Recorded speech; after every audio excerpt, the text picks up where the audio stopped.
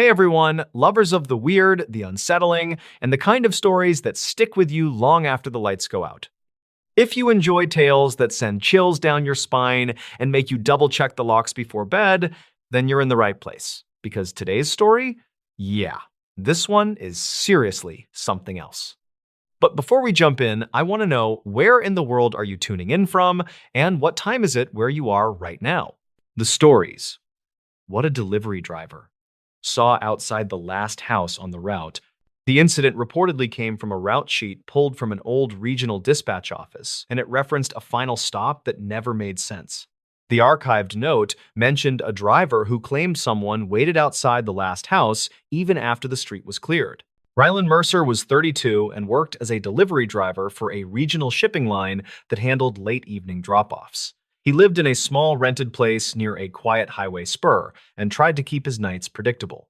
He clocked in around sunset and followed the route grid until everything on the manifest was scanned. He liked that rhythm and needed the extra hours after rising fuel prices drained his budget.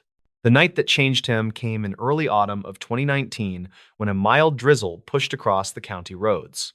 His simple goal was to clear the last 4 stops before 9 so he could get home. The final house sat at the far edge of a sparsely built neighborhood where new construction had stalled after funding issues slowed development. Rylan reached the second-to-last stop without trouble and scanned the small parcel while a porch light flickered behind the occupant. He waved, returned to his truck, and checked the tablet. The final address displayed a short note that read, "Gate partially damaged. Approach with caution." He thought it sounded dramatic, but he kept moving because delays meant more paperwork. The dirt road to the final house felt different because the gravel ruts were deeper than they looked on satellite maps. His tires shook through the uneven track, and he slowed so the cargo would not shift. He remembered the drizzle turning into a steady fall that made the old fence lines appear faded. His truck headlights cut across the trees while the route timer beeped. The house came into view as a single-story structure with siding worn by years of heat. An old pickup sat beside the carport with its door cracked open like someone left in a hurry. Rylan stepped out, grabbed the padded envelope, and noticed a figure standing near the tree line. The person faced the house and barely moved. Rylan called out because it seemed natural. The figure did not answer. He felt uneasy, but walked toward the porch because the package needed a signature. He knocked on the weathered door and waited until a woman in her 40s answered with tired eyes that hinted at several sleepless nights. Her name was listed as Marrakes, and she signed without looking away from the tree line. She whispered that someone had been standing there for 3 nights. Rylan glanced back toward the trees and saw the figure slowly turn, as if reacting to the porch light. He asked Mara if she knew who it was. She said no and explained that local deputies had driven by earlier but found no footprints. She added that her dog refused to go outside after dusk. Rylan tried to reassure her, but he felt tense when the figure stepped closer. He returned to his truck and logged the delivery while watching the silhouette move with an unusual stiffness. He noted that the figure wore a long coat that flapped in the wind, yet the shape underneath did not shift. He heard a soft tapping on his side mirror and thought it was a branch until he noticed no branches reached that far. He started the engine and pulled slightly forward. Mara called out from the porch, asking him not to leave yet because she feared the figure might approach her door again. Rylan kept the truck idling and stepped out with his phone raised. The figure paused near the edge of the driveway and tilted its head as if listening. Rylan recorded a short, shaky video for possible evidence and captured the moment the figure retreated into the dark corner of the lot. He urged Mara to call the non-emergency line again. She did and mentioned his presence in the background. Dispatch reportedly confirmed previous calls from that address during the same week. Rylan waited until she hung up, then walked toward the driveway entrance to check for tracks. The drizzle had softened the soil, but he noticed 2 long impressions in the mud that did not match any standard boot pattern. He crouched to inspect the impressions and realized they looked stretched, as if the heel marks dragged unnaturally. He took photos to document it because the deputies would need something clear in case the rain erased the evidence. When he stood, he saw movement near the abandoned construction lot behind the house and raised his phone again. The figure reappeared near an unfinished foundation block. Rylan shouted, asking what they wanted, and the figure responded with a faint rattling sound that could have been fabric or gear. It stepped behind the block and vanished from sight. Rylan reached the spot within seconds, but found nothing except a plastic tape marker used by survey crews. He picked it up and noticed someone had written a date that predated the stalled project by 2 years. Mara approached carefully and said previous owners told her strange things about that construction lot. She reported hearing scraping sounds at night and seeing floodlights flicker without power issues. Ryland suggested checking the old project files because developers usually left public records. Mara said she tried, but half the records were archived manually before digital conversion. Rylan offered to look at the files later because he had experience sorting scanned documents from a part-time job years earlier. She thanked him and pointed to the tree line again. The figure stood there once more, closer than before, and seemed to watch them without any visible breathing motion. Rylan backed away and urged Mara to go inside. He waited in his truck until deputies arrived. They swept the area with flashlights and found nothing except the strange impressions in the mud. One deputy mentioned similar calls from another street where witnesses described a silent watcher near multiple houses. He said the figure always retreated beyond the last visible yard before vanishing in the dark. Rylan drove home late and reviewed his video. He noticed a faint reflection on the figure's coat that resembled a badge clip or small tool. He zoomed in and saw a blurred shape that matched old utility company tags from the early 2000 era. Employees sometimes wore heavy coats during winter maintenance, and older coats used reflective threading around the collar. The next day, he visited a small records desk at the county office. He asked about utility work in the stalled development. A clerk pulled a faded binder that listed crew rotations from 2001 to 2003. One name had several warnings about night shifts, where the worker logged extended hours without partner verification. A final note mentioned an unresolved disappearance during a routine inspection after a severe storm. Rylan compared the coat description from the old files to the figure in his video. The match seemed close, but not perfect. He requested access to old lot surveys and found a handwritten report describing a flagged hazard trench near the exact foundation block where the figure vanished. The report stated the trench was filled without proper inspection because storms destroyed monitoring equipment. He returned to Mara later that week and showed her the findings. She said deputies had returned twice and installed a temporary sensor light. She had not seen the figure since the previous night, but her dog still refused to approach the tree line. Rylan and Mara walked to the construction lot and checked the ground. The soil had settled unevenly, suggesting a collapse zone beneath the surface. Rylan believed the figure might be a residual impression or a person reenacting old patterns from a job that ended abruptly. He shared the theory with Mara, and she nodded, relieved to hear something grounded rather than supernatural. They both agreed the coat and the strange movements could indicate someone reenacting a memory or suffering confusion while hiding from help. The county eventually fenced the lot after a safety inspector confirmed unstable ground. Rylan moved to a different route by winter and rarely saw the neighborhood again. He kept the video and photos in a private folder and updated dispatch about the gate note so new drivers would avoid the unstable area. He thought about the figure sometimes when rain hit the windshield during his late runs. The memory stayed sharp because the silence in that yard felt heavier than the weather. He never claimed to know the full truth, but he trusted the possibility of a confused worker returning to a familiar site. He understood that some routes go beyond simple deliveries. He believed the last house had carried a story that lingered longer than any scanned package. The stories. The fisherman who kept hearing his name over the radio. Evan Carr spent most mornings on the narrow inlet where the water carried old radio chatter from nearby boats. Local crews reported that odd transmissions sometimes drifted through that stretch, and many believed they came from abandoned gear left after storms. He treated those stories like tired dock rumors until one calm morning changed his thinking. Evan was 38 and worked as a small-scale fisherman who supplied a few markets inland. He kept his aluminum skiff tied near the inlet because the currents stayed gentle and the tides rarely pushed hard. He headed out around sunrise on a day in early summer 2019 with a simple goal to check crab pots he set the night before. He liked the quiet and usually ignored the static coming from his battered radio. He started the motor, then steered toward his first buoy, while soft wind pushed light ripples across the inlet. He reached for his thermos when the radio cracked with a burst sharper than usual, which made him pause. Static hissed for several seconds, then a faint voice said his name with a slow, careful tone. It sounded like a person trying to speak through heavy interference. Evan thought it came from a nearby boat because signals often bounced across the water in unpredictable ways. He looked around but saw empty shoreline and one distant trawler that was already moving toward deeper water. The voice repeated his name with the same drawn-out sound, and he felt a sudden cold weight that did not match the warm morning.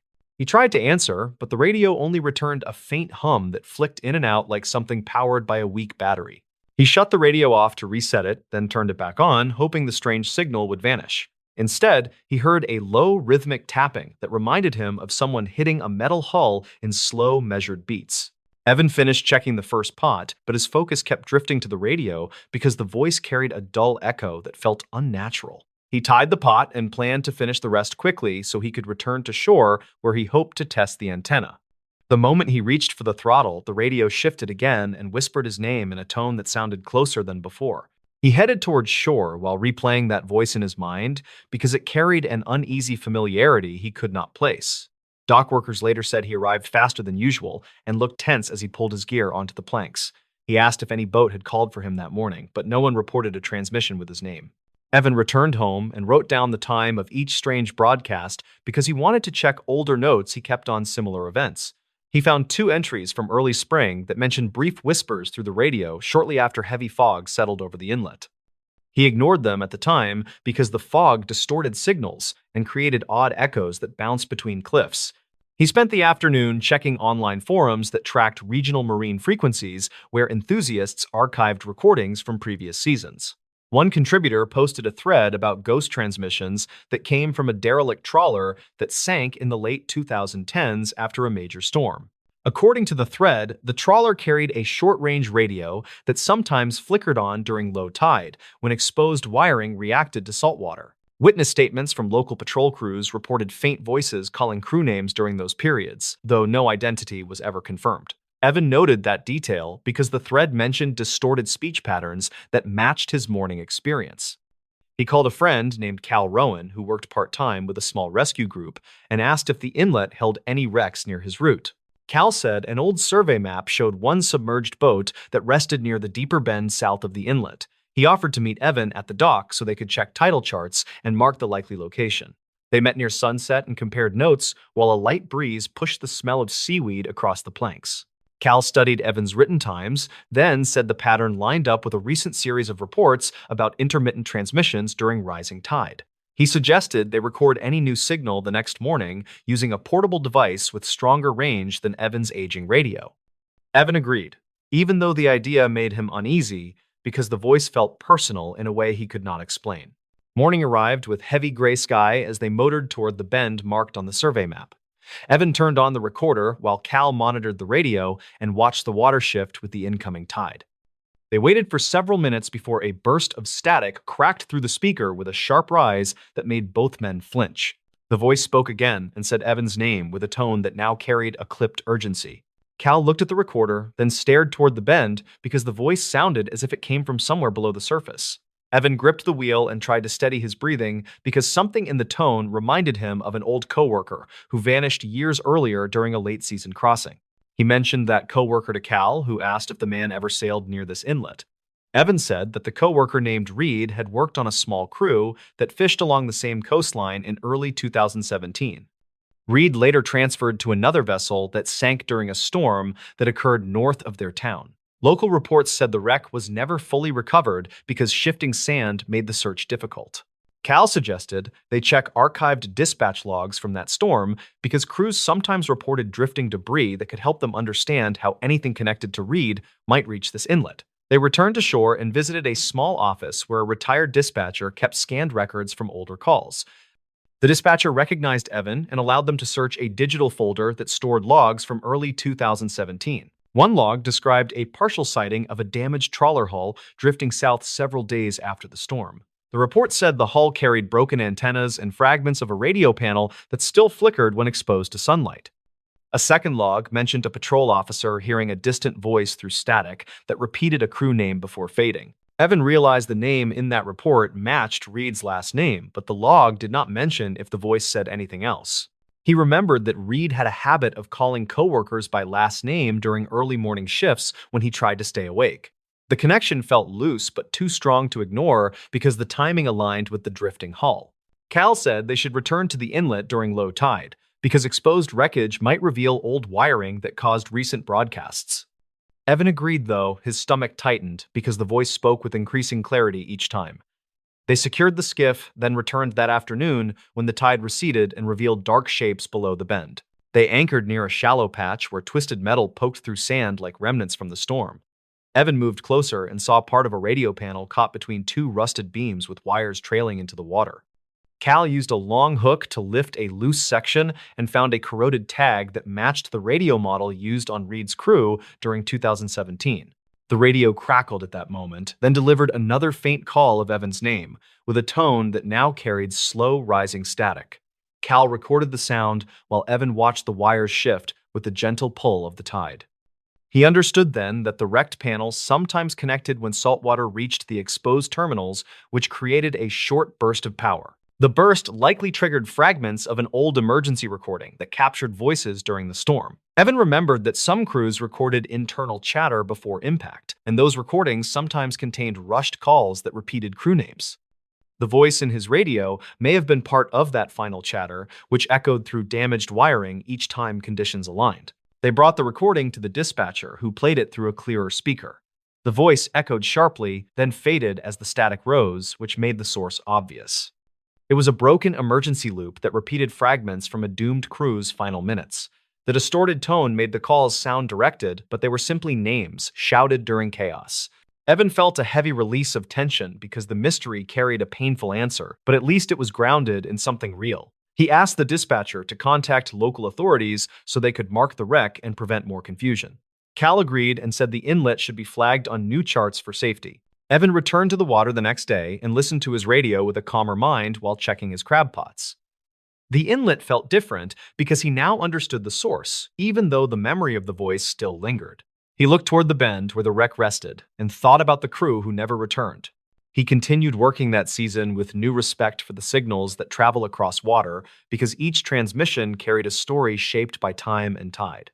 He did not hear his name again and believed the loop finally failed after years of corrosion. He kept the recording in a drawer at home to remind himself that strange moments sometimes come from simple causes. He knew that calm days on the inlet now carried a quiet steadiness that felt earned after weeks of searching for answers. The stories. The final log from a lighthouse on a foggy coast.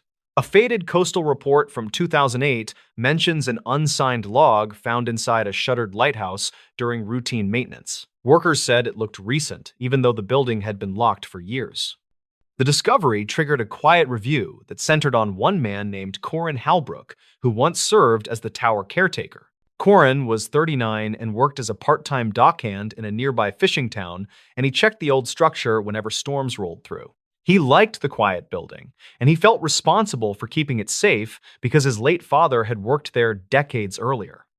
On a cold morning in early autumn, he headed out with a simple goal, which was to finish a roof inspection before the fog returned. He hiked the narrow path with his tool pack, and he noticed the fog drifting in faster than expected.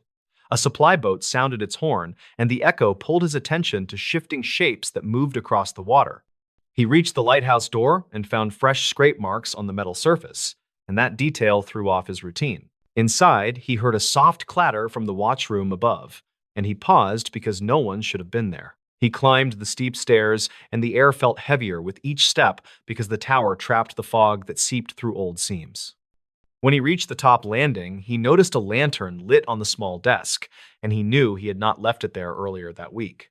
He read the open logbook and saw an entry written in a neat hand that did not match his script. The note described a boat drifting without lights near the shoals, and the timestamp matched the previous night. Corin wondered who had written it, and he checked the radio shelf and found a handheld set powered on with low battery. He stepped outside to scan the water, and the fog swallowed most of the horizon except for a dim shape moving slowly near the rocks. He raised his binoculars and saw what looked like an old skiff listing toward a channel notorious for hidden ledges. He called a warning through the radio, and he waited for a response that never came. When he hurried back inside, he noticed another fresh line in the logbook, and it read that the skiff had no operator visible on deck. The handwriting appeared slightly rushed, and Corin felt a jolt because the ink looked wet. He checked the stairs and heard faint steps descending, even though no one passed him on the landing. He followed the sound to the service room, and he found a damp jacket draped over a chair that had been dry earlier that week. The pockets held a small notebook with water stains, and the pages carried brief notes about frequent, low fog and strange lights near the channel.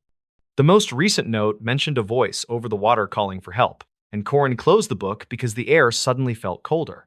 He decided to document the building for safety, and he used his small camera to take photos of the fresh marks on the door and the lit lantern. He moved room to room, and he captured the damp jacket along with the notebook because he wanted evidence for the harbor office. When he checked the time, he noticed the fog outside turning a darker shade, and that sign suggested another weather shift. He stepped out on the gallery to examine the water, and he heard a low groan coming from the direction of the shoals. He could not see the skiff anymore, and the silence that followed pressed against his nerves. He returned to the watchroom and prepared to close the logbook, and that was when he noticed a final half-written entry near the bottom of the page. The unfinished line described a man on the gallery waving toward the tower, and Corin froze because he realized he had just been on that same walkway.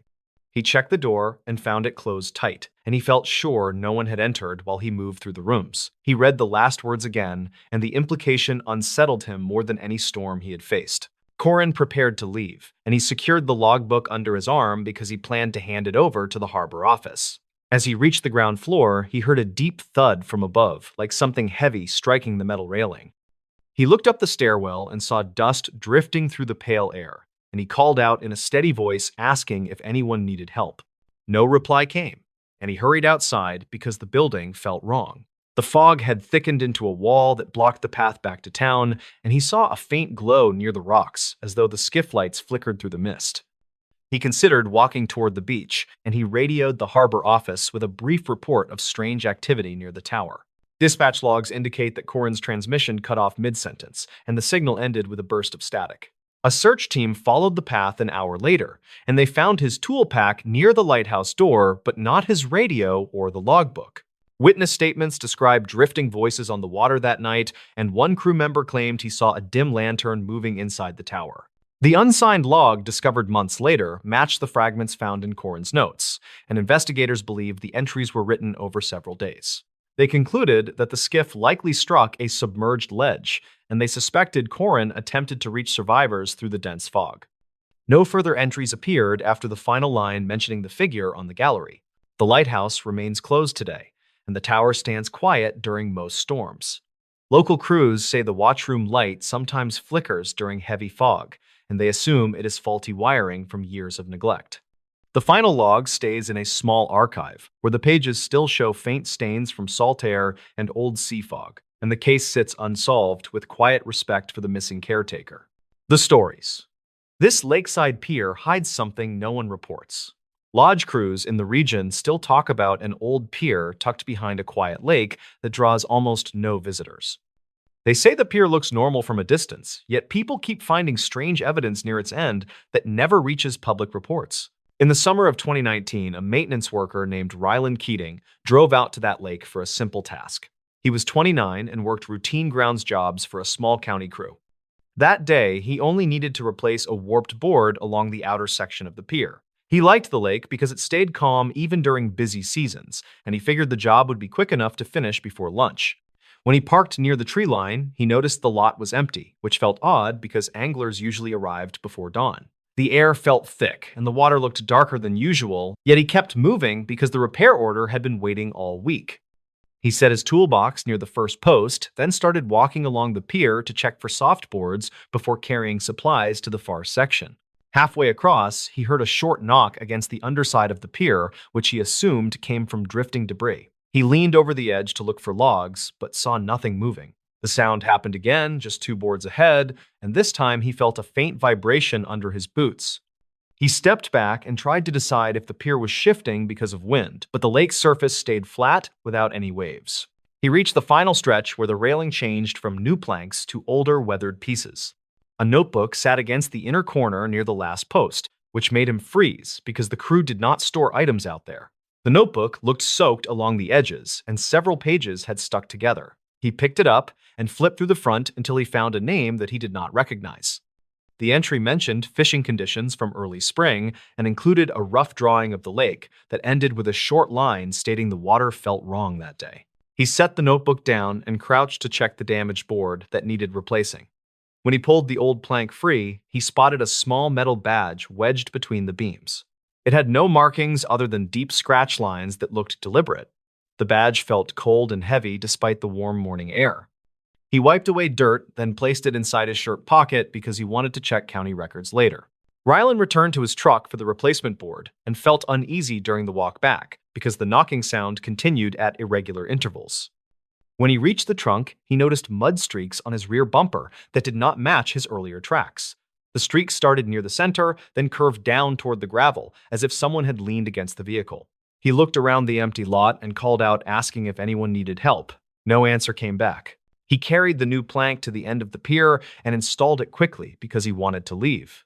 While tightening the final screw, he heard a voice from the tree line near the far side of the lake. The words were hard to understand, yet the tone sounded urgent. He turned and scanned the shoreline but saw no movement except for a faint ripple near the reeds. He stood still and waited for another sound, then heard what he thought was the same voice repeating a short phrase.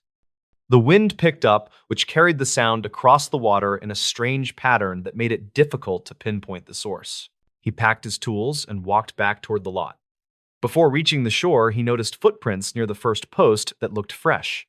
They were smaller than his boots and pressed deeply into the wood, which suggested someone had been standing there minutes earlier. He followed the prints for a short distance until they looped back toward the reeds and stopped abruptly where the boards felt damp. When Rylan returned to the office, he turned in the repair report and mentioned the found notebook and badge. His supervisor asked him to set both items on a side shelf until someone from records could examine them. That afternoon, the supervisor checked archival calls for that area and found references to an unconfirmed missing angler from early spring. The angler had signed in at the visitor kiosk but never signed out. Crews searched the lake for 2 days, then scaled back when no solid evidence surfaced. Later that week, Rylan decided to look deeper into the notebook. He flipped through more pages and discovered entries describing odd pressure changes near the pier on quiet days. One entry detailed a single ripple moving against the wind and stopping precisely under the pier. Another entry described faint tapping at night that sounded mechanical. None of the entries suggested danger, but the tone shifted in the final pages as the writer mentioned seeing a person standing near the reeds who vanished before he could wave. Rylan checked weather logs for the period mentioned in the notebook and noted a rare drop in barometric pressure that occurred without a storm. He also examined an old photo stored in his phone from a visit months earlier. In the photo, the lake looked normal, yet a small shape near the reeds reflected more light than surrounding water. He zoomed in and noticed a faint outline that resembled a shoulder above the surface. He thought it might be a lighting artifact, but decided to keep the image for reference. A week later, he returned to the lake with a coworker named Laramie Downs, who handled safety inspections. Laramie was older with years of field experience and usually dismissed odd reports, yet she agreed to help because she remembered the missing angler case. They arrived early and walked the length of the pier while checking for structural issues. Laramie tapped each beam with a small tool to test for hollow spots. When she reached the section where Rylan had found the badge, she paused because the sound changed. The beam gave a dull response, like something heavy sat under the structure. Rylan lay flat on the boards and lowered his arm to feel beneath the edge. His fingers touched a cold object that felt like metal. He reached further and pulled out a thin plate with holes drilled along one side. It looked like part of an old sonar bracket, but the lake had no recorded installations. Laramie suggested checking old maintenance logs from 2005 because the county once considered adding depth sensors for safety. She also noted the plate looked corroded only on one half, which indicated it had been partially shielded from water for a long time. They carried the plate to the truck and decided to walk the shoreline before leaving. Near the reeds, they found a small indentation in the mud that resembled a knee print next to a flattened patch of grass. The mark faced the lake as if someone had been kneeling to look at something. Laramie pointed out faint parallel lines near the water, which looked like drag marks. She photographed the area, then flagged it for a follow-up survey. Back at the office, Rylan compared the bracket plate with old schematics from a short-lived depth monitoring trial. He found a drawing showing 2 test brackets installed near the pier before the project was canceled. The logs stated the devices were removed after several malfunctions, but the final report accounted for only one bracket. The missing bracket had apparently fallen into the lake or been removed without documentation. The scratch lines on the badge matched the spacing of the holes on the plate, which suggested they had been stored or moved together at some point. Ryland checked weather sensors near the lake for unusual readings over the past year. Several early morning reports showed sharp changes in water temperature near the pier despite stable air conditions. He also found a dispatch log from late spring describing a caller who reported seeing a person waving near the reeds before disappearing under the surface. Responders searched but found no footprints and concluded the caller may have seen a bird landing. One night, Ryland returned to the lake alone because he wanted to verify something noted in the notebook. He walked to the end of the pier and stood still, listening for tapping. The lake stayed quiet until a single knock sounded beneath the beams exactly where he had felt vibration weeks earlier. He crouched and waited, then heard a softer knock that echoed against the metal bracket he had removed. He realized the sound pattern resembled the rhythm of small waves hitting a barrier, which made little sense in calm water. He shined a flashlight into the gap where the bracket had been and saw a narrow space that opened into a small cavity under the pier. Something metallic glinted near the back wall. He reached with a long rod and pulled out a rusted hinge attached to a bent bar. The pieces looked like remnants of an improvised tool. He placed the hinge on the deck, then noticed a wet footprint forming near the end post. The shape appeared in seconds, as if someone had stepped there recently.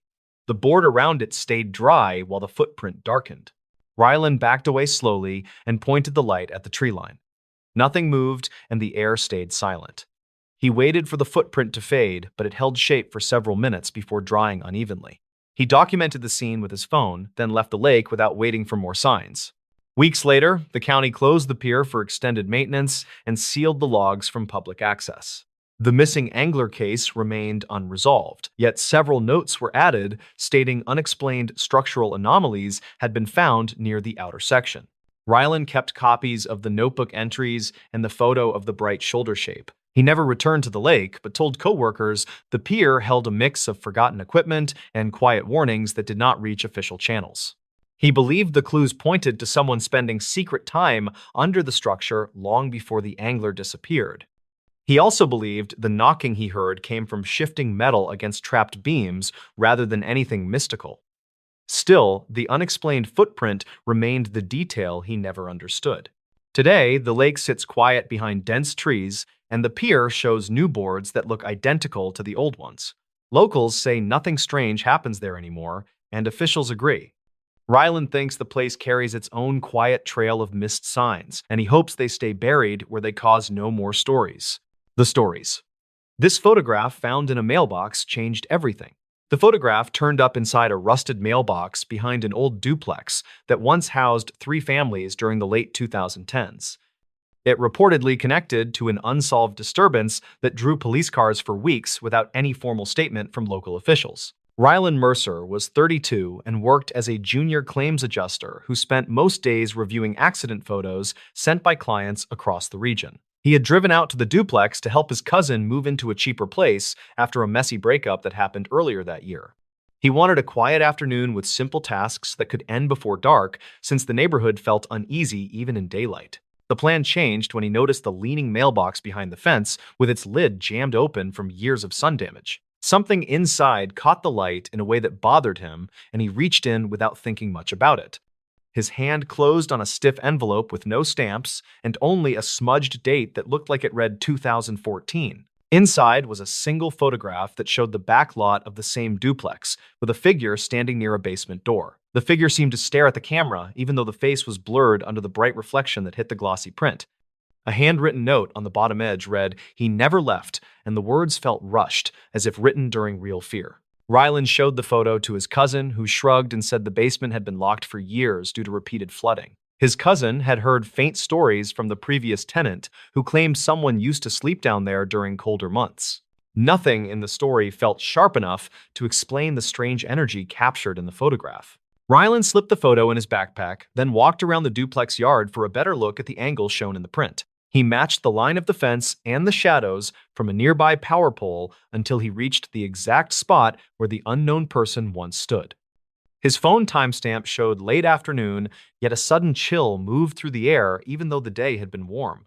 He took a quick photo of the canal behind the duplex to document conditions since he handled evidence types for work and trusted that habit.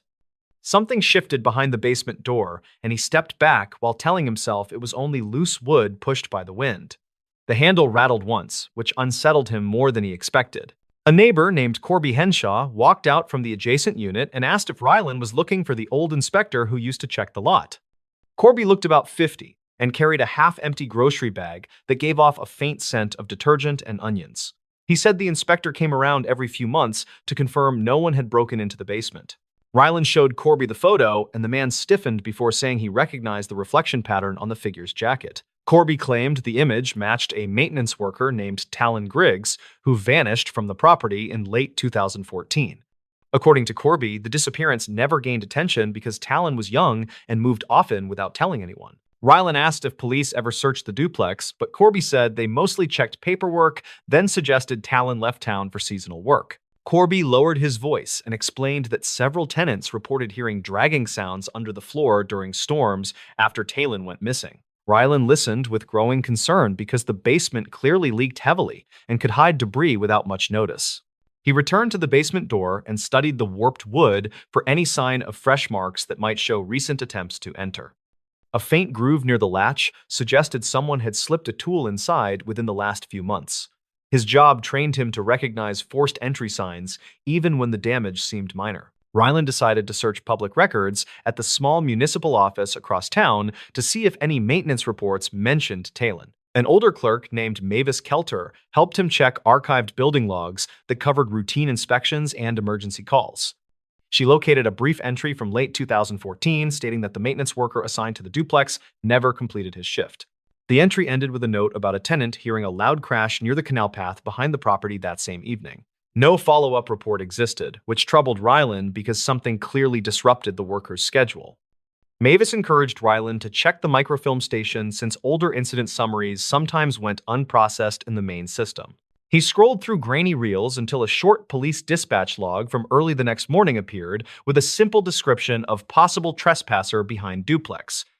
The log ended without resolution, yet two initials of responding officers matched names Rylan recognized from regional accident investigations.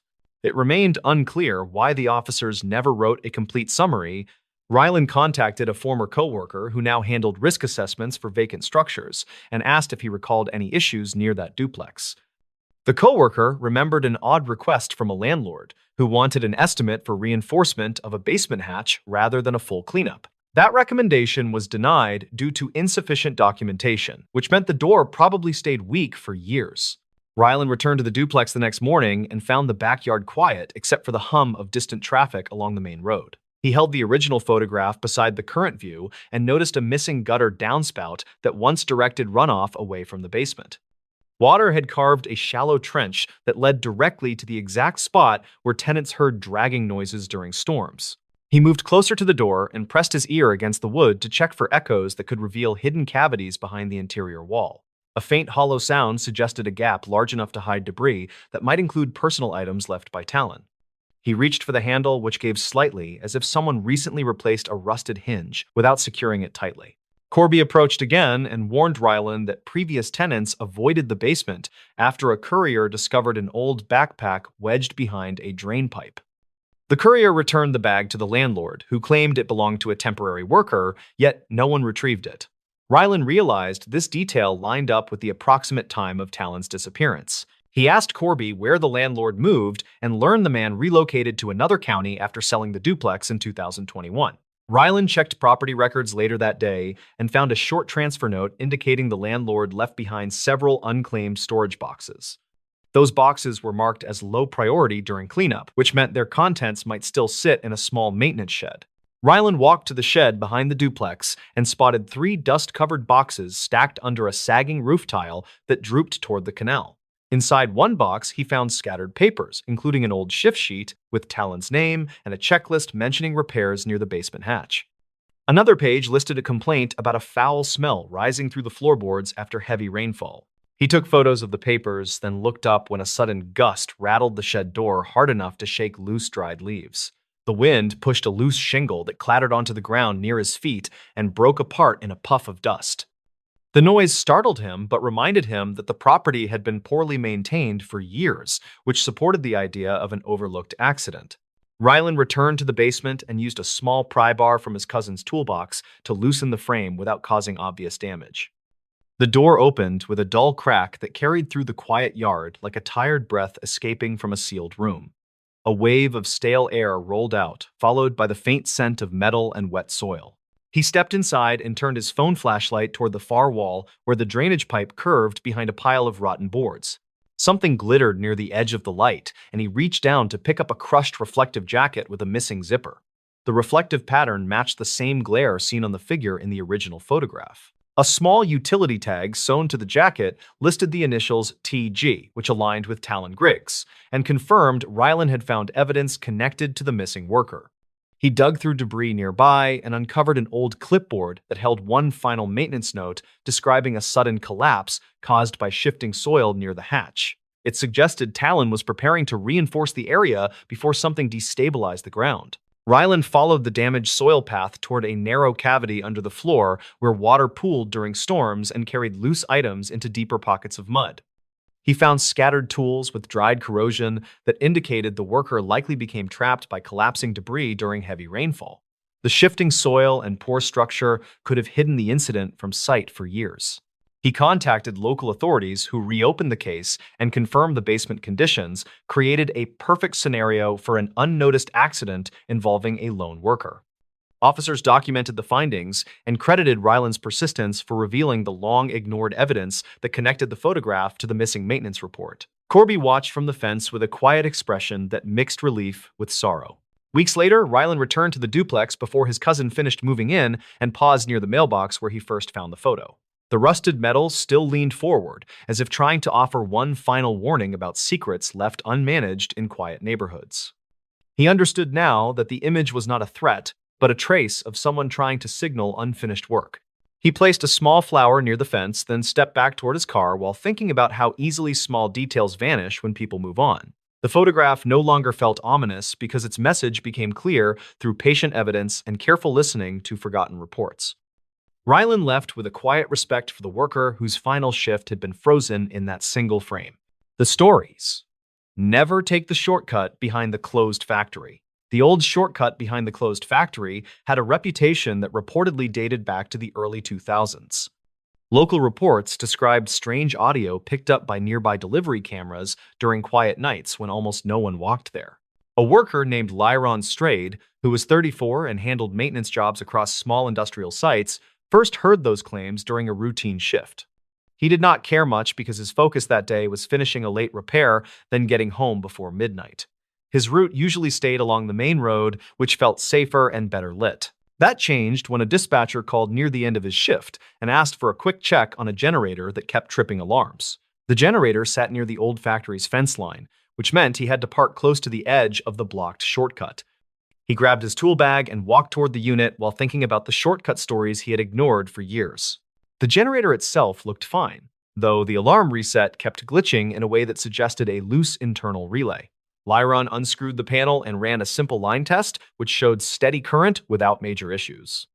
He decided the alarm might be reacting to stray interference from another unit placed years earlier near the empty factory. He stepped around the corner to inspect the older unit and noticed something unusual on the dirt path behind the fence. Fresh tire marks cut through the narrow corridor that was supposed to be locked and unused. He checked the fence and found the chain wrapped, but not fully secured, like someone had looped it quickly without snapping the lock. Lyron returned to his truck for a small flashlight and snapped 2 photos of the fence for his report. He wanted to note it in case building management had missed scheduled security checks. When he stepped back toward the generator, his radio crackled with a faint, distorted signal that did not match the dispatch channel he normally heard. He held the radio higher and listened as the interference grew stronger. A voice whispered a short phrase that sounded like an address fragment, though the last part cut out sharply. He checked his phone to compare signal strength, yet noticed a timestamp glitch on his call log that he had never seen before. He documented that odd timestamp with another photo, then continued to follow the tire tracks just far enough to understand their direction. They ran straight toward a collapsed loading ramp behind the factory that had not been accessed since a structural inspection during 1999. The ground around the ramp looked disturbed, like heavy weight had pressed into softened soil. He decided to notify dispatch from his truck, but his radio remained unstable even after he switched frequencies twice. A high-pitched tone hit suddenly, forcing him to hold the device farther from his ear. When the tone stopped, the radio returned to silence, and his screen lit with a brief recorded notification that did not belong to his model. Lyron scrolled through the message and found a short, archived clip that showed poor quality video from an unknown camera. The clip displayed the same loading ramp he had just examined. A figure moved across the screen, but disappeared mid-frame like the feed had dropped instantly. He drove closer to the edge of the shortcut and shut off his headlights to see the area better. The last street lamp flickered, producing uneven light over the ramp and fence. He kept his phone ready for an emergency call. He also reviewed his earlier photos because he wanted a clearer sense of the path shape before stepping near it again. Details he overlooked became clearer with a second look. The tire tracks overlapped an older set of boot prints that moved in the opposite direction toward the outer road. Those prints looked narrow and deep, like someone had walked quickly while carrying a heavy load. He checked the soil near his boots and found similar compression marks that matched the archived clip patterns almost exactly. He took more pictures and followed the tracks until he reached a corroded service door near the ramp. The door sat slightly open, though crews had sealed it with metal brackets during 2006. He pushed gently and felt resistance from warped hinges rather than any locking mechanism. Inside, the air smelled stale, and dust covered most surfaces. His light caught the outline of a forklift abandoned long ago, though the tire dust pattern suggested recent movement that did not match the machine's dead battery state. He lifted the engine cover briefly and saw untouched corrosion that proved the forklift had not operated recently, which made the tracks outside even stranger. Near the back wall, he found a stack of handwritten notes taped to a cabinet. The pages carried dates from the late 2000s and documented repeated complaints about unauthorized after-hours activity. One note mentioned an unidentified van entering through the same corridor that created the tire marks he saw. Another described auditory anomalies inside the building, captured by a security mic later removed during an equipment reduction. He copied the notes by taking photos and moved to the other end of the room where a damaged camera hung loose. The camera's data card remained inside, though the casing had cracked. He removed the card carefully and placed it inside an evidence pouch he kept for documenting property damage. The pouch kept dust-off sensitive parts, which might help tech staff recover something useful. When he stepped outside again, he noticed the street lamp flickering faster. A shadow crossed the ramp area, though no one appeared nearby. He raised his flashlight and scanned slowly until the beam caught a piece of torn reflective tape stuck to the fence. The tape matched a style used by highway crews in the early 2000s and had similar aging patterns to tape visible in the archived clip. He returned to his truck to call dispatch again and finally reached a stable connection. The dispatcher listened, then pulled up two old maintenance logs that referenced unusual trespassing during night shifts between 2003 and 2008. Those logs mentioned a possible smuggling route using the service door before the factory closed. The route was believed sealed after the inspection in 2006, but no follow-up confirmation existed. Lyron asked the dispatcher to check one more detail, specifically whether any recent patrol cars had reported activity near the shortcut. She checked and found a brief report from earlier that evening. A driver claimed he saw a van enter the far side of the blocked road, though no vehicle appeared on traffic cams afterward. He finished his call and walked back toward the generator to close his initial work order. The radio interference returned, but softer, almost like the earlier voice had weakened. He waited to see if anything else came through. Only a faint click repeated twice, matching the distortion pattern from the archived clip. Before leaving, he photographed the loading ramp again, along with the surrounding soil. When he reviewed the new images, he saw a fresh indentation near the forklift room entrance, as if someone or something had stepped there after he exited. The shape looked too narrow for a normal boot, but aligned perfectly with the print glimpse seen in the archived clip. He left the site carefully and locked the outer gate before sending all photos and the data card to the tech department. He then wrote a detailed report describing each anomaly exactly as he observed it. His findings matched older complaints closely, creating a pattern that suggested someone had been using the closed corridor long after the factory shut down. The next morning, the tech team confirmed the data card contained partial footage from 2 nights earlier that showed the same shadow crossing the loading ramp. They also discovered faint audio that matched the strange voice Lyron heard through his radio. It repeated the same clipped address fragment that had confused him near the generator. Investigators later checked that fragment and found it corresponded to an unregistered storage lot once connected to the factory by a freight contract during the late 1990s. The lot had changed ownership several times without clear documentation, which explained why no record connected it to the shortcut corridor anymore. Lyron stayed involved through follow-up calls for several weeks. His report became part of a larger inquiry into abandoned freight routes that still carried untracked activity. The case remained unofficial because none of the evidence pointed to a clear suspect or purpose. It only showed movement that had restarted for unknown reasons. He sometimes drove past the site after work and noticed the city had installed better locks and stronger lights.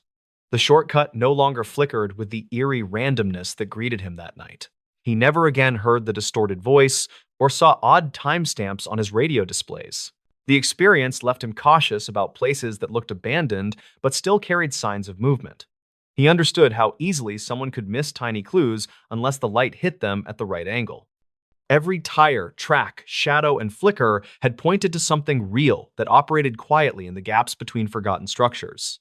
He still thinks about the warning he heard from older workers who told him to avoid that corridor. Their stories felt exaggerated back then, yet the evidence he gathered proved there was always something strange behind the closed factory. The stories? A camper's forgotten tape exposed the real reason they closed the park. The old park had been shut for years after a string of unexplained incidents that locals still mentioned in quiet tones. The only solid clue ever discussed came from a small camcorder tape found inside a forgotten overnight pack near the North Trail. The story followed a 26-year-old school technician named Lyle Rooker, who visited the park in early autumn of 2019. He worked long weeks in a crowded lab and wanted one quiet weekend before the winter rush returned. He drove out early on a Friday, hoping to film some wildlife and maybe catch a quiet sunrise near the ridge. Lyle picked a simple loop near a small lake and planned to reach a clearing before dark so he could set up his camp. He checked the weather, loaded his pack, then started the trail with a relaxed pace that matched the quiet feel of the woods. The place had been thinning in visitors for years, and he enjoyed the stillness while he walked toward the lake. The incident started when he noticed a narrow side path marked only by faded blue tape tied around a leaning pine. He looked at his printed map and saw no hint of that path, even though it seemed recently used by something heavy. The ground showed deep impressions and a few dragged lines that he could not match with normal hiker traffic.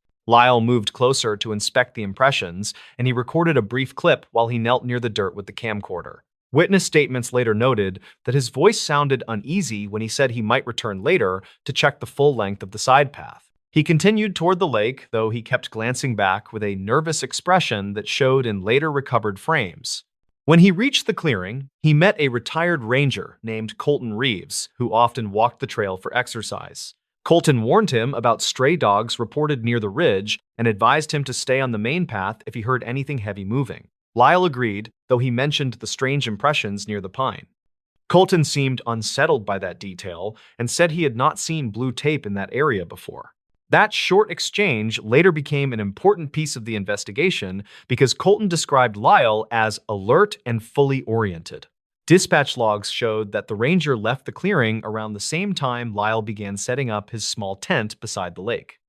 The sun was dropping behind the ridge, and he recorded a simple note saying he would return home early Sunday. The complication began when distant knocks echoed across the water after sunset. The tape captured 3 sharp hits, followed by a slow dragging sound that rolled through the trees. Lyle whispered a short question, asking if someone was swinging tools, but no voice answered before the sound faded. He stepped outside with the camcorder, and the footage trembled slightly while he walked toward the shoreline. That part of the tape showed ripples moving across the lake, though the surface looked calm seconds earlier. A dim shape crossed from right to left near the far bank, but the frame blurred before any exact detail formed. Investigators later judged the shape to be human-sized, though they could not confirm height or posture. Lyle backed away, and he ended the clip with a quick excuse that he needed more light. Evidence gathered from his tent indicated he tried to sleep but stayed awake most of the night. His pack remained open, and he had placed the camcorder near the entrance so he could reach it quickly. Around 2 in the morning, a second set of knocks started. The tape recorded them with clearer tone, and they sounded closer to the clearing than before. Lyle stepped out and aimed the camcorder toward the trees near the side path. The audio picked up cracking undergrowth along with short breaths that suggested he was frightened, yet still curious enough to film. Then a faint voice appeared near the edge of the microphone range. The voice asked if anyone had seen the dog from the ridge and repeated the question twice.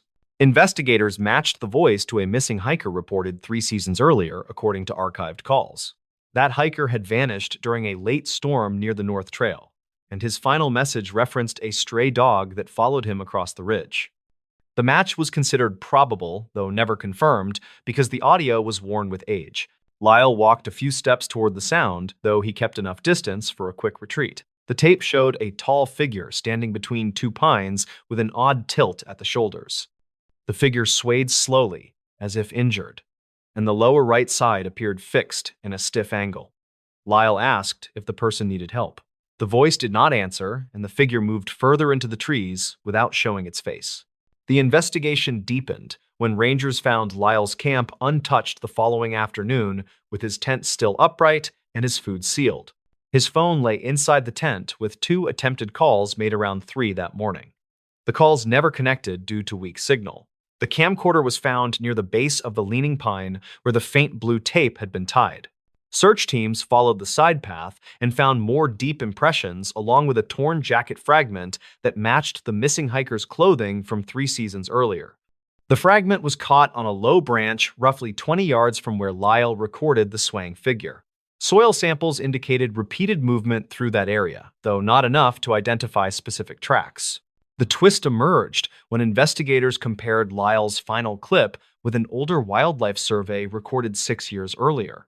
Both clips captured the same faint voice asking about the dog near the ridge. The survey team noted the voice, but assumed it came from campers beyond the tree line. The match suggested a pattern of someone or something calling from the same area across multiple years. The official report stated that the park remained unsafe due to unstable terrain near the North Trail and ongoing search efforts tied to older missing persons cases. Unofficially, several rangers believed the repeated voice signaled a person who wandered off the main path and survived through unknown means. They felt the figure avoided help and followed hikers who entered the side path after dark. Lyle was never found despite extensive searches that covered every marked route and several unmarked stretches. His camcorder tape became the final recorded clue, showing his calm approach that shifted to rising fear as the figure moved away. The park closed soon after officials reviewed the tapes and compared them with archived survey audio. The case left a quiet note in local reports, stating that people sometimes leave trails for reasons no one fully understands. The forgotten tape remained the clearest glimpse into those final hours, and it shaped the quiet acceptance that the park would not reopen in the near future. The closing line on the internal report stated that some paths stay hidden for good reasons, and not every question finds a safe answer. The stories. The archivist who decoded a warning inside a missing person file in a small county records office tied to a quiet mountain town, a file about a long missing hiker raised concern.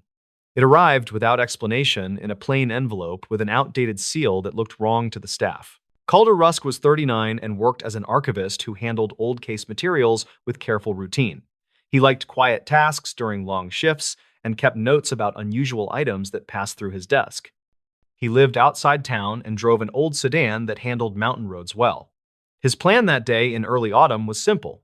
He wanted to finish indexing property disputes from 2008 and leave before sunset. The envelope changed that plan with a sharp interruption. Its paper felt older than the date stamp, which claimed 2015. The handwriting on the label looked rushed and uneven, which bothered him in a way he could not explain. Inside the envelope sat a missing person report about a hiker named Ryan Halper, who vanished during late summer 2015. The file included faded prints that showed a trail near a power station that had closed years earlier, according to county logs. A short field note from an unnamed deputy was clipped inside the report, and that detail confused Calder. The deputy note carried a single line that read, "A warning was heard near the ridge before we lost contact." There was no signature and no follow-up page, which conflicted with what Calder had learned about normal procedure. He checked the index card drawer for the deputy roster from that year. He found a roster with a missing entry number that hinted at an unfiled edition. Calder decided to verify the report by checking archive dispatch summaries kept in a separate compact shelf. He pulled a binder marked Summer Cases 2015 and scanned each page with slow care. One entry mentioned a static-filled call from an officer near the old ridge trail where the hiker vanished.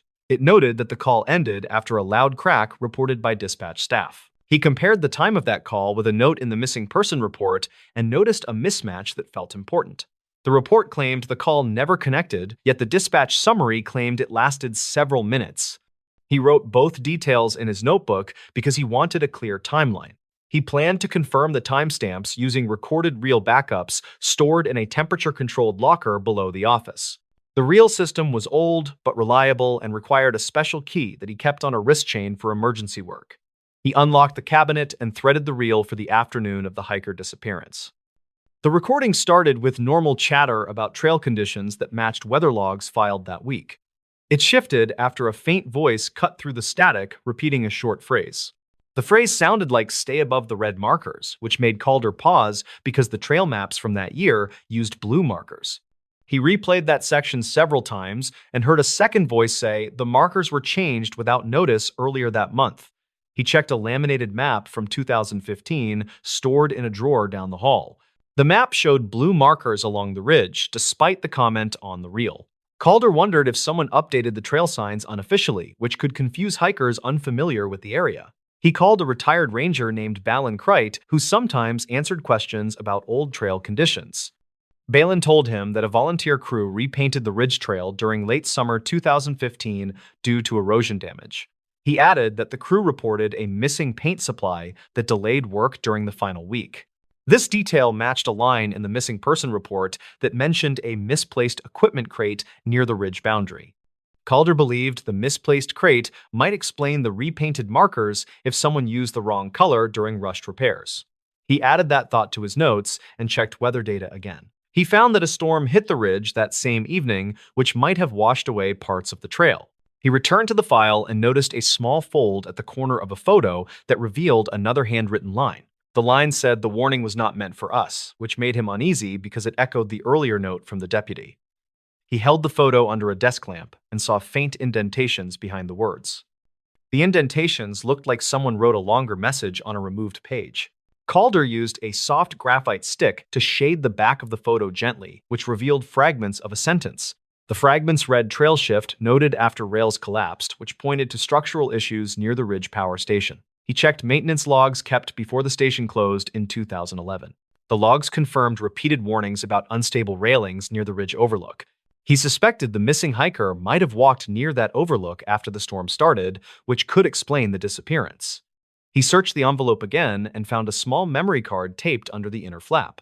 The card held a short audio clip recorded by someone walking uphill during strong wind. The clip ended with the same phrase heard in the reel, "stay above the red markers," spoken by a strained voice. Calder compared the wind noise from the clip with weather station data and concluded it matched the storm peak that evening. He realized the warning might have been directed at the volunteer crew who repainted the trail and not at search teams. The crew may have marked a detour with red signs that never made it onto the official map. That possibility explained the conflicting colors noted in the reel. He formed a theory that the hiker followed the new red markers, which led toward the unstable overlook rather than the safe path. The missing crate and rushed repairs might have contributed to poor placement of those temporary signs. Calder wrote a summary that connected the deputy note, the audio clip, and the map inconsistencies. He delivered the summary to his supervisor, who agreed to send it to county search coordinators for review. In the following days, a review team hiked the ridge and found remnants of weathered red paint on a fallen post near the overlook. They also found metal fragments that matched railings documented in the 2011 maintenance logs. These findings supported Calder's belief that the hiker followed an unofficial detour that collapsed during the storm.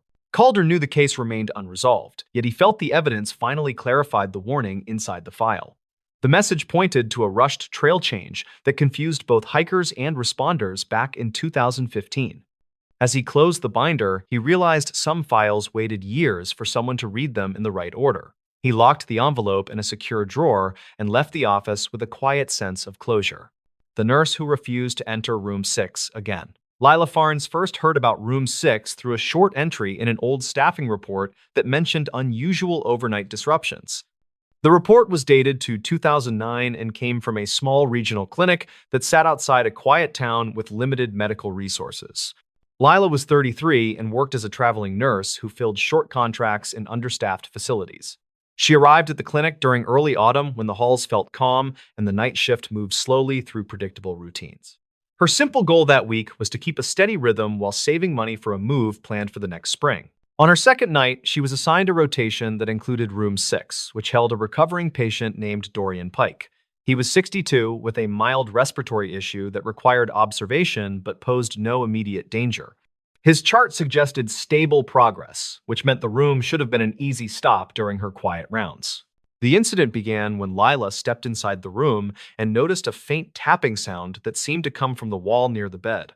The patient had been awake, and he watched her with an uneasy expression that suggested he wanted to speak, but hesitated. She asked if he needed anything, and he answered with a flat, "Please keep the lights on tonight," which struck her as odd, given his preference for darkness noted earlier by the day nurse. During her next pass, the tapping returned and felt sharper, like something struck the wall with steady intent. Lila checked the hallway and found nothing unusual beyond a supply cart resting near a closed door. She reviewed maintenance notes later and saw that workers had previously inspected the wall after a similar complaint in 2006, yet found no loose utilities or structural issues. The complication deepened when a nurse on the shift before hers mentioned archived calls made by former night staff. Those calls reportedly described patient distress related to sudden cold drafts that moved through room 6 even when vents were shut. Lila filed this in her mind, but kept her focus on what she could directly verify, which meant returning to the room with a calm approach and simple checks. When she entered again, she saw Dorian clutching the call button with both hands and staring at the same wall that had produced the tapping. He whispered, "They move through here," which confused her because he had no history of disorientation and his oxygen levels looked normal. She tried reassuring him, but he pointed toward a small framed print that hung crooked like someone had pushed it earlier. Lila documented the scene, then stepped into the hallway to compare notes with the evening charge nurse named Brenton Shaw. He was in his late 40s and had worked the clinic for many years, which gave him perspective on long-standing issues. Brenton admitted that room 6 had frequent incident logs related to unexplained noise, but he never saw anything dangerous, so he kept assignments unchanged. The investigation began after Dorian reported that someone had touched his arm during a period when no staff had entered the room. Lila checked the security panel near the nurse's station, which showed timestamps for door openings captured by the badge sensor. The logs indicated her previous visit, followed by a long gap with no recorded entry, which made his claim puzzling. She then reviewed older patient notes from 2003 to 2008, which described brief episodes of agitation from individuals with no history of anxiety. Several mentioned hearing movement behind the wall near the bed, and one wrote that a picture frame had tilted during a quiet stretch. These details were small but consistent, which encouraged her to look for a physical explanation. Lila asked the maintenance lead named Corbin Rusk to inspect the wall after her shift ended. He brought a handheld thermal scanner and ran it across the surface while she watched from the doorway. The tool showed a thin vertical band of cooler temperature that did not match the building layout, which suggested an unregistered cavity or narrow chase behind the drywall. Corbin returned during daylight with a small borescope camera designed to look behind tight spaces. He located a hidden seam in the corner that had been painted over during earlier renovations.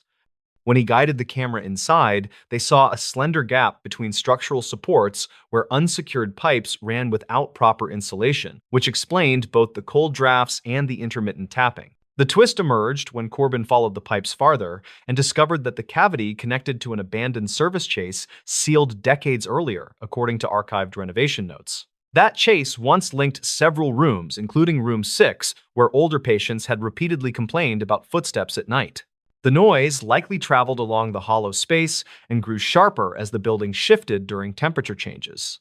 Lila returned to Dorian with the findings, which eased his fear because it gave something concrete to replace earlier uncertainty. She watched him relax when she explained how air moved through the gap and how small vibrations struck the wall during normal settling. He nodded and said, "That makes more sense than what I thought," which helped restore predictable routines for the rest of his stay. The payoff became clear a few days later when the clinic sealed the gap with proper insulation, which stopped the tapping that had bothered so many night staff over the years. Lila felt relieved because the solution fit every clue she had gathered from logs, witness comments, and earlier maintenance records. She no longer feared the room and worked her shifts without hesitation. Still, she remembered the moment she first stepped into room 6 and sensed tension that felt older than her short assignment. She knew many stories deepen when fearful people misread unfamiliar sounds, but she also understood how convincing those moments can feel. Later, she often said that small mysteries usually shrink under steady checking and clear evidence, which matched her experience at the clinic. Lila finished her contract without further issues and moved to her next job carrying a quiet confidence shaped by those nights. She still thought about Dorian and the relief in his voice after learning the real cause behind the unsettling moments.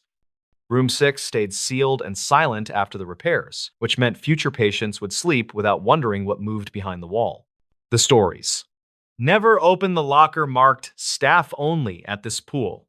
It was reported that an old community pool kept one locker sealed during every shift, which matched the warning painted on its door. Local staff claimed the warning came from an incident in the early 2010s that never made public records. On a warm morning in late July 2019, a 28-year-old lifeguard named Rylan Keene started his first full weekend shift. He worked part-time at the pool while finishing a safety certification course, and he had a simple plan that day. He wanted to close early, finish his paperwork, and head home before the evening rush. The pool sat near a quiet suburb, and most regular visitors arrived with kids who stayed close to the shallow end. Rylan checked the schedule board, then walked along the lockers behind the staff counter while sipping a cheap canned coffee. He noticed a metal locker that looked older than the rest, and its front carried the words "Staff Only" in faded red paint. The manager had already mentioned the locker during training, stating that nobody should open it since the last documented key went missing years earlier. Reports from retired employees suggested the door once belonged to the maintenance area, although the structure behind it had been remodeled in 2008. Rylan always thought the story was exaggerated to keep kids from sneaking inside. That morning, he heard a dull rattle from the locker, which felt unusual since no one stored equipment there. He tapped the metal surface with two knuckles and heard something shift inside. He looked around the empty hallway and said quietly, "Anyone stuck in there?" which made no sense because the locker was too narrow for a person. The sound stopped, then a faint thud followed, which tightened the idea that maybe an animal had crawled in through the back. Rylan fetched a flashlight from the front desk and returned to inspect the vent near the locker base. Dust coated the grate, and nothing suggested active airflow. He crouched lower but noticed a small slip of paper on the floor, folded twice with the edges stiff from moisture. It looked recently placed and carried a quick note reading, "Check logs before closing time." The handwriting looked rushed, and he recognized none of the staff who wrote like that. He placed the note in his pocket and opened the office drawer where old incident binders were kept. The logs from 2011 through 2014 were thin, while the binder labeled 2015 through 2017 held several handwritten entries from night shifts.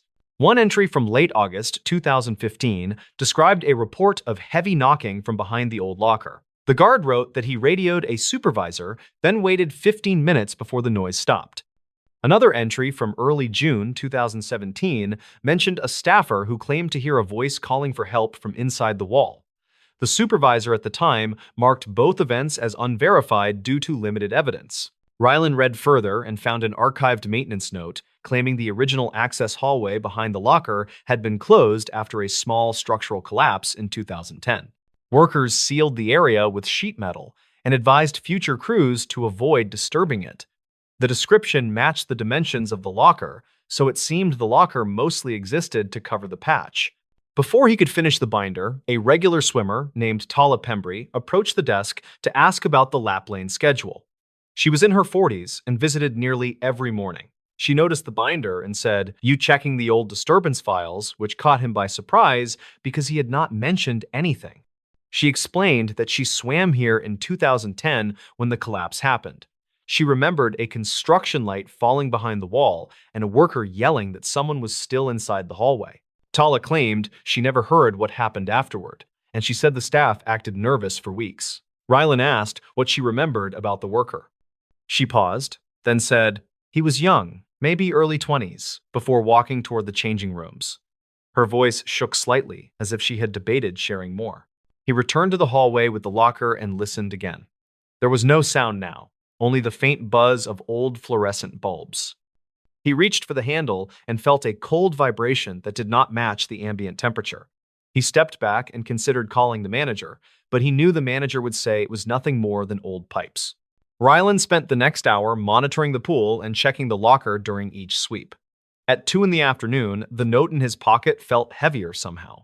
He unfolded it again and noticed that the ink looked smeared, almost as if the message had been written minutes earlier rather than hours ago. He checked the front desk computer for any digital archive of maintenance calls near that structure. The system showed a report from 2019, only 4 months old, where a staff member logged hearing metal scraping behind the locker. The entry stated that the scraping stopped when they stepped closer. Later that afternoon, an older groundskeeper named Ward Leston entered the office to collect spare filters. Ward had worked there for more than 15 years and kept a quiet personality. Rylan decided to ask him directly about the locker. Ward froze for a second, then said, "Leave that alone. Someone got hurt behind that door long ago, and the place never settled right." He refused to explain further and left with the filters without another word. With every hour passing, the hallway felt heavier, as if the air thickened around the locker. Around 5:30, the pool emptied, and a soft tapping came from the metal door. Rylan tightened his grip on the flashlight and said, "If there is an animal inside, I have to check before closing." The tapping shifted into a sliding sound, as if something moved downward. He leaned close and whispered, "Do you need help?" which felt ridiculous, but came out naturally. To his shock, a weak voice answered through the thin panel. It sounded like a scared young man saying, "I am stuck in the hall," followed by a strained cough. Rylan jumped back, then approached again and said, "I will get help. Stay calm." He ran toward the maintenance shed and grabbed a crowbar, then returned with his pulse racing. He wedged the tool under the corner and pried, expecting the metal to bend easily. Instead, the locker door lifted sharply on its own, almost like someone had tugged it from the inside. A sharp burst of cold air hit his face as the door cracked open by less than an inch. He pointed the flashlight through the gap and saw a narrow cavity behind the metal panel. It looked like an old service corridor lined with dusty concrete. At the far end, he spotted a reflective surface that resembled a safety vest, and the faint voice called again, saying, "Please pull me out." The corridor seemed impossibly deep compared to the thickness of the wall, which caused him to recoil in confusion. Seconds later, his radio crackled by itself with heavy static that drowned all pool noise. The corridor darkened as if an unseen shadow moved closer, and the vest shape disappeared completely. The voice stopped mid-sentence, and the temperature dropped sharply, making his arms shake. He stepped backward, and the locker door slammed shut with a force that echoed through the empty hallway. He tried the handle again, but it would not budge, and the flashlight died without warning. He backed away and held his breath as the building settled. No further sounds came from the locker. Dispatch logs later stated that he reported the incident at 6:10 in the evening, though the call lasted only 9 seconds before the line failed. Management inspected the locker the next morning, but found no evidence of a corridor or any exposed space. They claimed the interior showed only plywood backing and sealed insulation. Rylan insisted on what he saw, but the staff reminded him that the structure behind the locker had been permanently filled. He wrote a full report, which was stored with older, unexplained events. Weeks later, a former construction worker visited the pool to repair a broken gate. When Rylan described the voice, the worker asked if it sounded like a man named Astor Holt, who went missing during the 2010 collapse. Records suggested he entered the service hall before the accident, though recovery teams never found him. The worker whispered that some crews believed the hall never sealed completely, and the pool carried echoes from that gap. Rylan eventually left the job, but he kept the original folded note as uneasy proof of that day. The locker remains bolted shut, and new staff are told the same warning he once ignored.